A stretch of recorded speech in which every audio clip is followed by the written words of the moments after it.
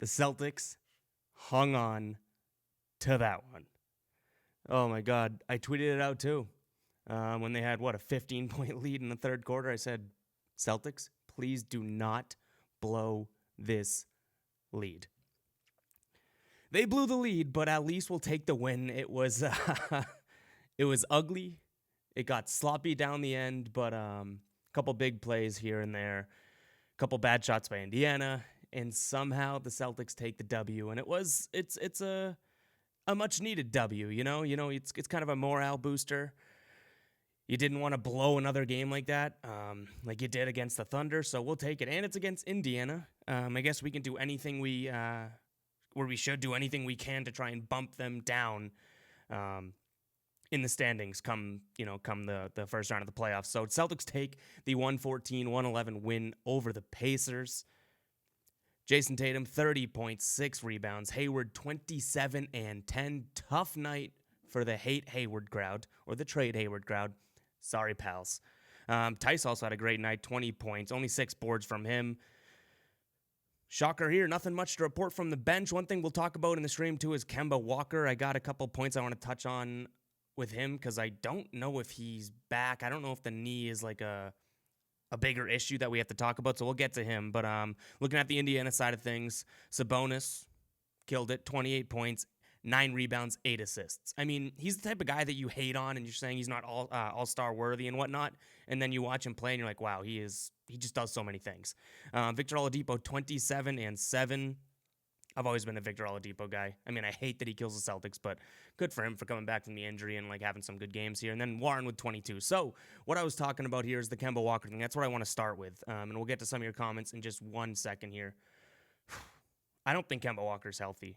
I don't. He doesn't look like he's blowing by guys, and that would coincide directly with the knee isn't healthy, right? So to me, Walker's still got a little bit of an injury going on in that knee, and I hate to say it, I brought it up in my last podcast that I did, but it's almost giving me flashbacks to when 2 years ago, and we still liked Kyrie.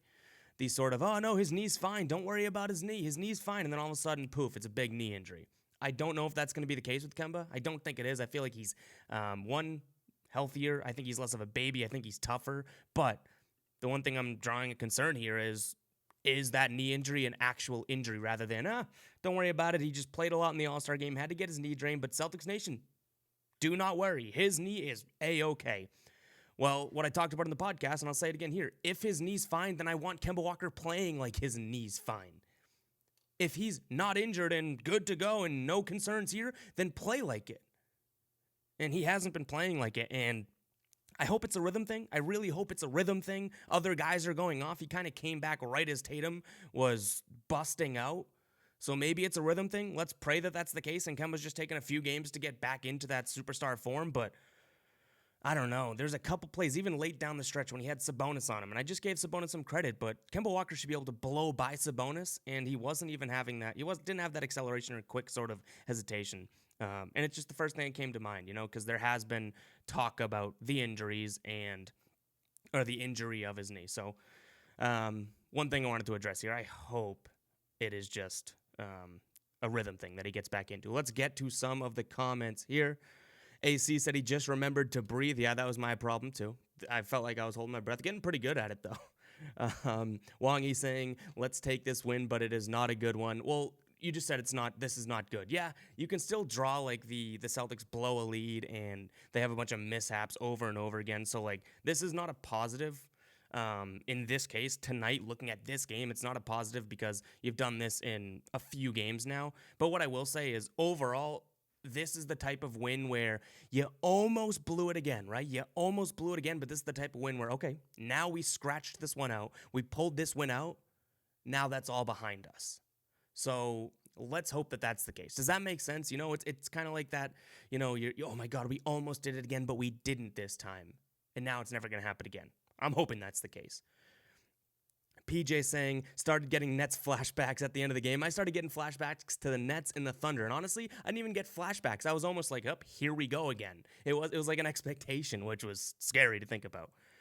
Greg says, I saw they were up by 20, texted my brothers and friends saying they were going to choke, and then it was tied. And I tweeted it out too. And someone replied to me, I forget his name, I would shout him out here, but he was like, do not tweet this. This is the type of thing that you jinx a team on. Sure enough, they blew the lead. And that tweet was accurate. I said, don't blow the lead. I didn't say blow the game. They didn't blow the game. They took the dub. They took the dub, but they blew the lead. Beantown C saying, low-key mad they even blew the lead and let the Pacers make it close. Yeah, this is the thing. This Celtics team needs to step on the other team's throat when they are down. Kick them in the gut when you're down. Like, why are they even letting anyone come back into the game? One thing I'll say before I get to any more comments here. Actually, we'll read this one because this does have to do with the bench. Zach Brother said, if we replaced one person on the bench with a veteran, we'd be golden. We're going to get into the bench a little bit today. The one thing I liked and the one thing I kind of picked up on, maybe I was looking for it too closely, but I did pick up on it. The fact that Brad Wanamaker, Semi Ojeleye, those guys didn't really seem to play this huge role in terms of getting touches and whatnot. That's a positive. But the other thing is, and I don't know if we've seen this, maybe I'm just missing things. I don't think we've seen this as of late. But even with the injuries, there was never a time where there wasn't, I want to say, between the four guys, or between the three guys, Kemba, Tatum, or no, four, good counting, Ev, Tatum, Hayward, Walker, and Smart. There was always two, and then I feel like there's just a few times there was one. So what I'm saying is they never kind of left that unit on the court out to dry. Like, at the very least, you had Marcus Smart out there. Yes, he's not the best offensive player, but he's had a huge offensive year. But at least Brad didn't do his typical, like, okay, well, now we're going to go the bench for, 5 minutes at a time. Let the team go on a huge run. So that's a positive. Did it matter? Guess not, because they still blew the lead. So for what it's worth, I do like the sort of mindset that even in a time of injuries, it seemed like Brad was especially trying to promote the idea of let's keep some starters in the game at all times. So I'll take it. AC saying, I don't think Kemba is either, agreeing with the fact that Kemba just doesn't seem healthy. Yeah, I don't think he is. Zach saying, reason we're going to lose in the playoffs is because of the bench issues and Kemba needs to be healthy. Yes, the second part's more crucial than anything. Kemba needs to be healthy. Kemba Walker is so important to this team. It goes him, Tatum, and then honestly, I would argue Hayward above Brown, because when Hayward plays really well, the Celtics win. Same thing with Brown, though. Those guys are kind of at that 3A and 3B thing for me. One thing you mentioned, though, the reason we're going to lose in the playoffs is the bench, not according to Scal. Scal literally said on the broadcast, and I'm hot and cold with him. Sometimes he seems like an absolute idiot or a goofball. Sometimes he actually is like a fan's fan type of guy. But he says, I'm not worried about the bench. These guys just need to get in there and make the right basketball play. What are you talking about? Like, what do you mean? Oh, just make the right basketball play. As long as Semi Ojeleye and Brad Wanamaker the right basketball play, they're good. If you make the right pass, you're good. Never mind the guy that has to make the layup. Ugh, it was so stupid. It's like, I feel like times like that where he's kind of just filling a silence and he's just gassing guys up for no reason. Like, he still thinks Brad Wanamaker's something special. Yikes. Greg saying, when Kemba missed the first free throw, he screamed at the TV. I pretty much did too. Zach saying our medical staff isn't the greatest. It kind of sucks. I mean, early on, one of my buddies texted me saying, early on in the year, he was like, can we fire the Celtics medical staff and trainers? Because it seemed like everyone was getting sick or injured or missing games, this and that. It's like, yikes. And the fact that we're now, over 60 games into the year and nothing's changed, like this team is still constantly beaten, bruised, sick, injured, missing games, is crazy. Trevor saying he just needs to get his legs under him, talking about Kemba. I'm hoping that's the case. I don't think we're going to have another Kyrie issue where all of a sudden the issue or the injury is bigger than we thought. I don't think that's the case. I think Kemba's a little bit more transparent. I think he's also tougher. Like, he would play through a knee injury like that.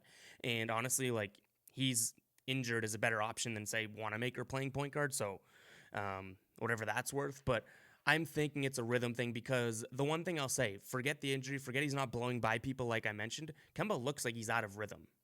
He's a guy that I've watched all year long, and so have we, that never looks like he's trying to force something. Like, in these early streams, early in the year, I was saying how Kemba's the type of guy that goes for 25 and never looks like he's ball hogging. Well, there's been a couple times as of late where it looks like he's forcing a shot. So I'm thinking it's a rhythm thing. I would put more stock into the fact that it's a rhythm thing than anything else. All right, guys, I am going to skip ahead just to catch up to some comments. Again, if I miss your comments, you know the drill. If I miss your comment, just ask it again. No worries on repeating comments, because if I skip it, I skip it. So please ask it again. Let's see. Mustafa says, right or wrong, no BS. Was Kyrie a better Celtic than Kemba has been so far? I don't think so, because Kyrie didn't achieve anything here. And he took away from Tatum and Brown, in my opinion. So I think 1,000,000% no. And I feel like people skip over the idea of Tatum's leap and what Kemba Walker has meant for Tatum, and even Brown as well. Think about the guys that took the offensive leap this year, and then think about the only difference in that lineup. You know what I mean? So no, I don't think he was a better Celtic. The one thing I'll say is Kemba's never missed more games. Like, I think he's in the last 5 years, he's already missed more games, like way more games this season than he has in the last 5 years. He seems like he's no better at staying healthy, but he's 1,000,000% a better Celtic, because I don't think if we have Kyrie here this season, Tatum takes that leap and Brown takes that leap. And I've said it. I said it since the start. The fact that Kemba's older and everyone was like, oh, you're getting a guy that's older than Kyrie, not as good as Kyrie. Yeah, probably both true, but the fact that you're getting a guy that's older like Kemba is awesome, because there's going to be less of this friction in terms of passing the torch. Like, Kyrie was only a couple years older, only a few years older than Tatum. It was always going to be Kyrie's team as long as he was here. Now Kemba is, 7 years, 8 years older than Tatum. There's going to be that sort of passing off of who's the true star on this team pretty seamlessly, I feel. So to answer your question, no BS. I'm being completely honest. It's not just because we hate Kyrie. Kemba Walker has been a far better Celtic than Kyrie, because Kyrie didn't achieve anything. Kyrie didn't get the Celtics any farther than Isaiah Thomas did, and we'll probably talk about him in the episode. What do we got here? AC saying Isaiah Thomas replaces Wanamaker. Yes, we will get to him. I want to get to a little bit more. Jeez, you guys are... Beamar is going in on Kyrie. Let's see. D. Angers is saying how clutch is Tice. Tice has been the uncaped, and I used this word or phrase or whatever a couple streams ago, and you guys kind of shit on me for it. He's been the uncaped hero. I don't think that that's a thing. I know unsung hero, but he's been the uncaped hero for this entire season. This Celtics team would be nowhere, and I literally mean nowhere near where they are this season if it wasn't for Tice. Think about this. Tice almost single-handedly has put the big man issues to bed. Like, at least he's made a case for it. There's still plenty of you guys out there that probably believe the Celtics need a big man, and I've said it before too. That's not their biggest need, but obviously if they got a good big man or a better big man, they would be more of a contender, but that's not their, crucial void. That's the bench scorer. But Tice has almost put to bed that whole argument, and he's playing undersized almost every single game, and he's the guy. If you want to make some money lately, ride his over in points. PJ saying, I honestly think Yabu could help this bench. Shout out to KJ Doyle, the the Gershon Yabusele super fan. I don't think he would help this bench. I think that I think he's just I would rather almost Semi Ojeleye or even, dare I say, a Brad Wanamaker. Nothing against Yabu, but I feel like he had his shot, and pun very much intended, at the very same time he didn't have his shot. Trevor saying Scal's a pain in the ass. I know, I am so far behind in these comments. All right, I'm going to skip ahead here again just to catch up here. AC saying, was Robert Williams ruled out tonight? Yes, I think he was still, or I know as of yesterday he was questionable, so I just assume he was out tonight due to I mean, it makes sense. Guys come back from injuries. They're not going to play every single game. But that'd be something maybe I want to dig into in terms of matchups, covering Turner, covering Sabonis like that. If they took a loss tonight, they won. We don't need to worry about who didn't play. Blue Devil saying, should Kemba come off the bench when Brown comes back? Come on, Trevor's got him here. He says you are crazy. Yeah, no, if you want to, make Kemba's bed and have him never develop a rhythm ever again, yeah, you put him on the bench. Does that sound like a good idea? No. Kemba's going to be just fine. Let him get his rhythm back. Let's hope this knee injury is nothing, and he'll be fine. He will be fine. Honestly, the ideal thing is Marcus Smart going to the bench. Marcus Smart's going to play plenty of minutes off the bench, and the Celtics need someone on the bench. So you're not going to put Kemba on the bench. No way. No way.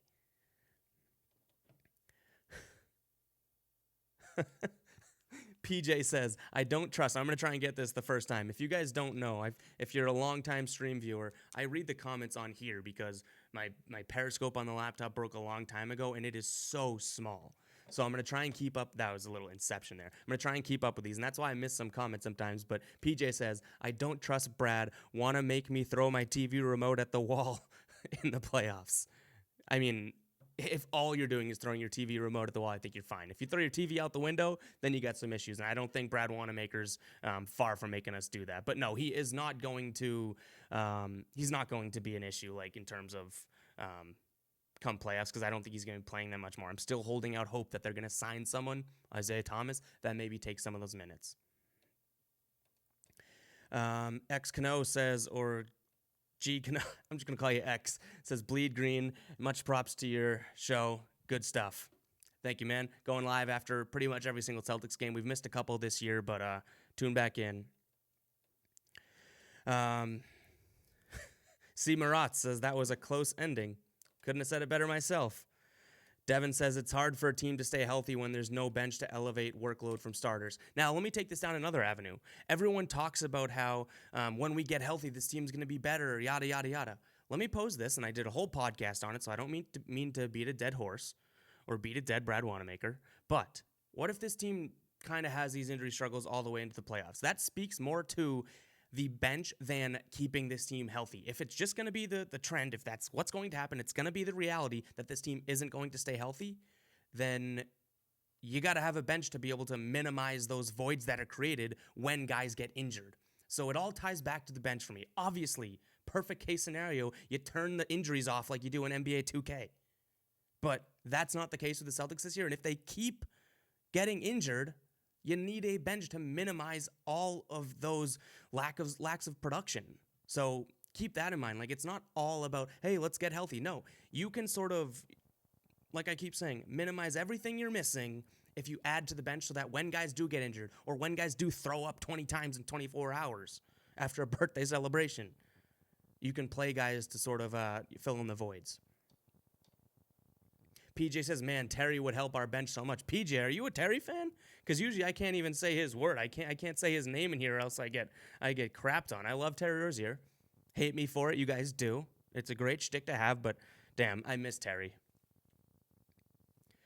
D. Anger says, Danny Ainge has become a stubborn mule with the lack of moves. I would say I couldn't have put it better myself, but I don't know. I mean, I guess I couldn't have. But the one thing I'll say is, and I've said it before, we're always trusting Danny, right? But that's in cases when you're going to trade Tatum for Anthony Davis. I think it was a good move that we didn't. Or you're going to trade a bunch of Brooklyn picks for Jimmy Butler. Good thing you didn't. Or you trade the number 1 pick to move back to 3. Good thing you did. You always trust Danny in those sort of situations. And, standing pat at deadlines. But this is far different. Like, this is a no-brainer. You bring in a guy for a couple $1 million, and what's the worst thing that happens? You're back to where you are now. The 3rd team in the East, making a strong playoff push, better than everyone thought you were going to be. It's like there's no risk. Why wouldn't you at least try to get better? You're not giving anything up other than some change, which means 0 to this team.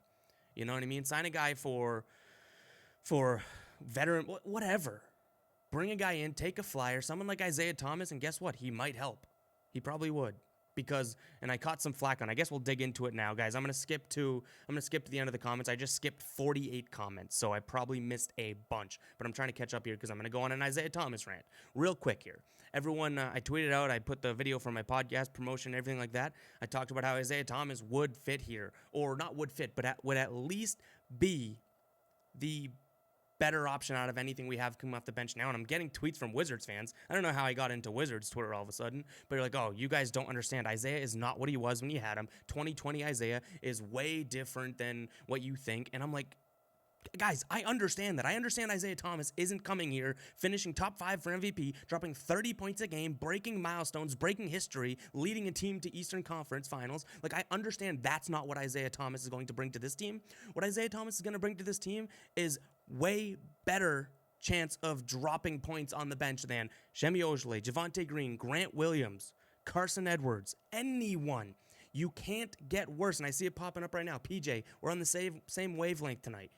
You can't get worse by bringing in Isaiah. And then everyone's like, oh, well, guess what? He's a defensive liability. You're probably going to drop some of these in the comments now. Guys, if he's sucking on defense some night, put Brad Wanamaker back in. You're back to square one if he stinks. It doesn't matter. There's no con. It's crazy the amount of people being like, he wouldn't fit here. He's not going to be a fit. What do you mean? He's a guy that we wouldn't mind chucking up shots because it's either that or Semi Ojeleye and Brad Wanamaker are doing it. And he's going to have his own little bench unit to command. Like, come on. And some people are like, he wouldn't let that ego, or wouldn't let that take a hit to his ego coming off the bench. He's not on a team right now. It just drives me up a wall because I get it. Wizards fans and other NBA fans are like, you guys don't think. I get the misconception, right? I get it. Like, you don't think that you think, because the misconception is they think that we think we're getting the old Isaiah. Everyone knows that. We're not getting the old Isaiah. My gripe is with Celtics fans that say, why would you sign him? Because Brad Wanamaker stinks. That's why. Because Kemba Walker's been missing a hell of a lot of games. That's why. All right, we'll get to some comments here. AC's bringing up Evan Turner. Sure. Like, again, we'll say it again. Any name that anyone brings up, I would take.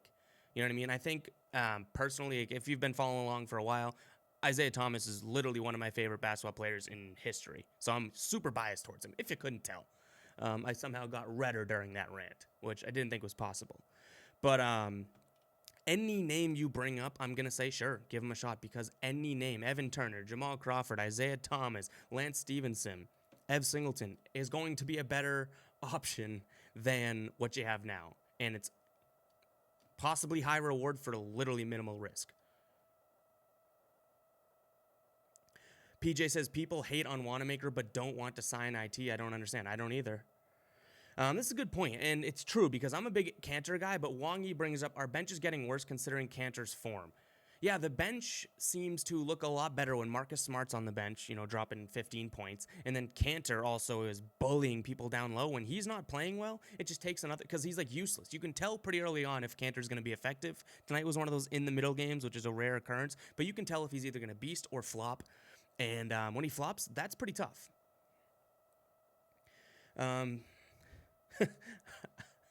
Zach saying, I'll take Jimmer Fredette. I honestly probably would take Jimmer Fredette. Like, doesn't he drop 1,000,000 points in Japan or China? He probably has coronavirus. I don't want him anymore. Do not make this team more and more sick. Pat's fan saying, bring in Scal. Scal probably could come in here and drop some buckets. He didn't look too bad in the big three. PJ saying Jarebko. I like that we're just bringing up old Celtics. Evan Turner, Shane Larkin, Scal. That's funny, though, because I feel like we're all making jokes about it, Jarebko, but, like, honestly, Jarebko might be better than Brad Wanamaker, even a couple years removed from his time in Boston. Zach saying he'd lock Brad Wanamaker up. Probably. I mean, he is pretty strong. He'd probably bowl all of us over, but I'm not a big Wanamaker guy, as you could tell, so I'm going to give you the benefit of the doubt here. Trevor saying Iman Shumpert. Yeah, there's probably a long list. Like, I don't even know the situation of Shumpert or probably some of the other names being brought up. But you could say any name. You could say Cruella DeVille, and I'd say yes. Don't know why that name just came to my mind. Lance Stevenson, totally agree. Here's AC bringing up, you said Markieff was the guy. Maybe you mean Marcus Morris for the Celts. He would be perfect. Perfect. I mean, he got his money.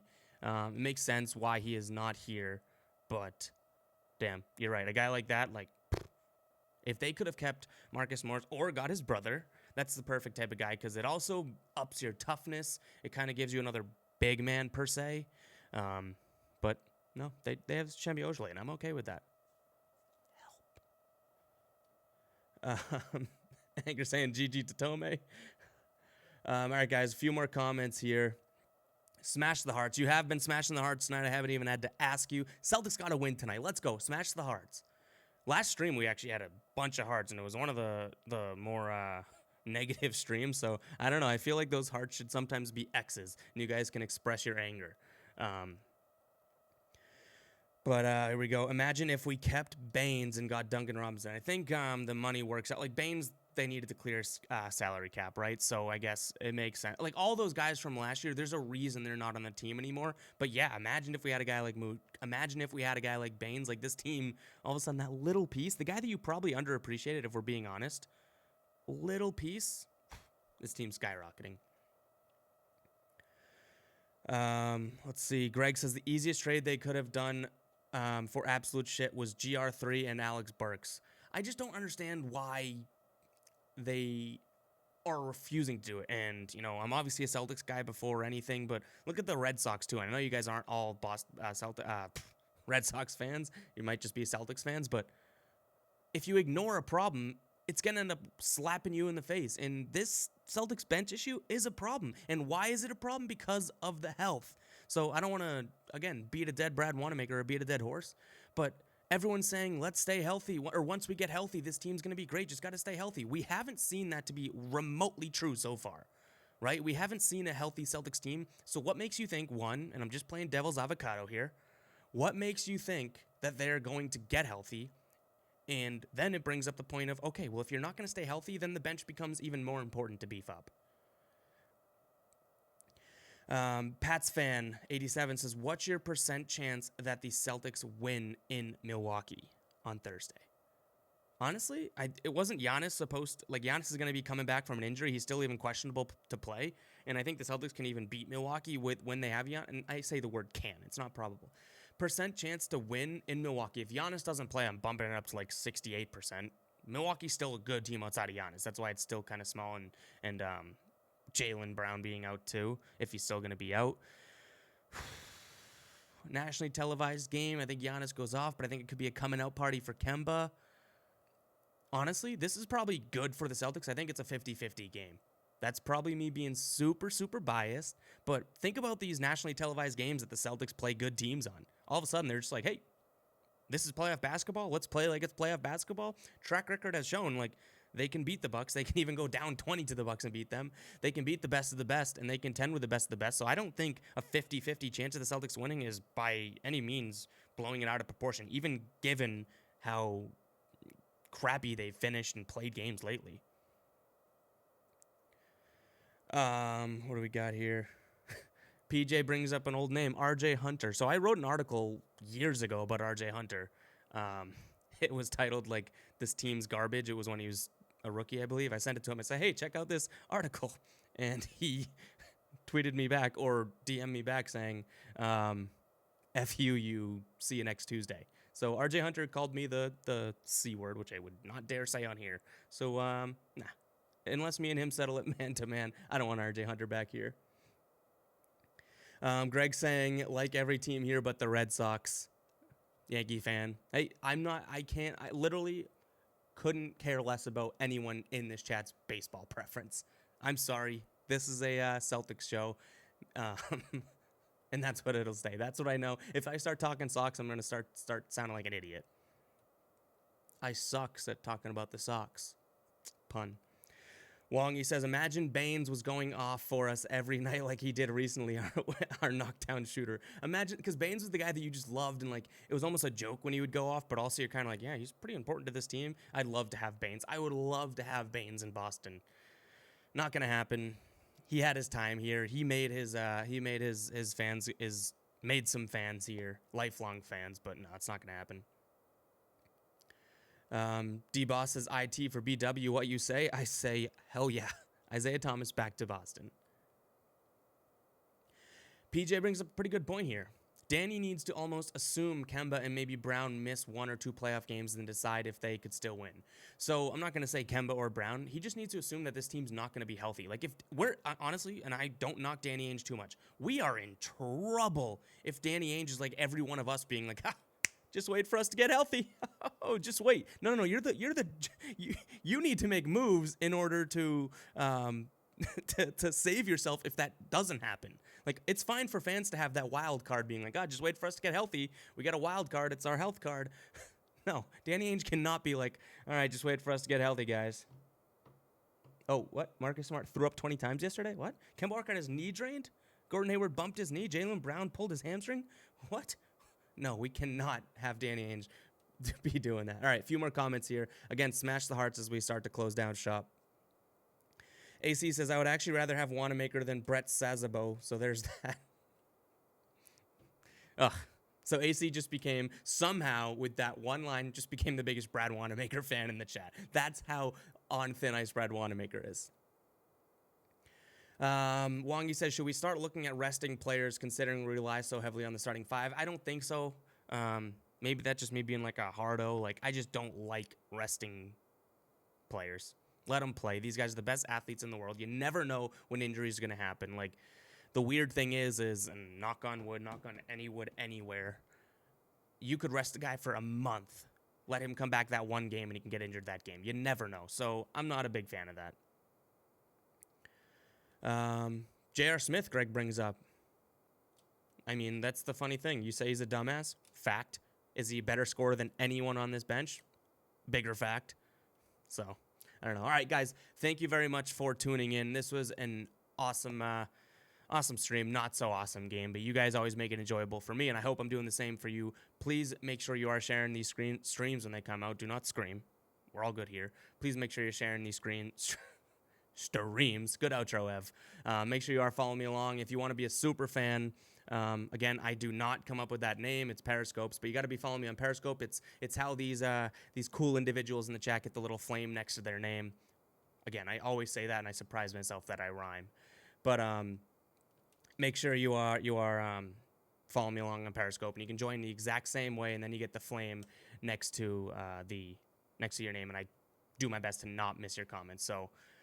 Till next time, hopefully we go on a little bit of a mini win streak here, which would be pretty damn important because they got the Bucks next. So I'll see you guys later. This team, still legit.